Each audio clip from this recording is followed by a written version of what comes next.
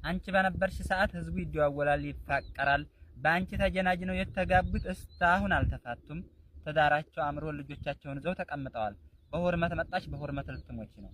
ቪዲዮ እርቃት ቪዲዮ አልቀረጽሽ፣ ሰው ከሰው አላባላሽ፣ ዘር ከሃይማኖት ፖለቲካ አላናገርሽ፣ አገር አላጫረሽ፣ የተከበርሽ ይሄ የተረገመ ከመጣ ወዲህ እንዲህ ትትጀናጀን እስቲ ላኪልኝ ሊሽላታል። ከዛ ቀስ እያለ ምኗን ጣብና ውርዴት ተጋብተውም ትፋቱ ነውር ውርዴት።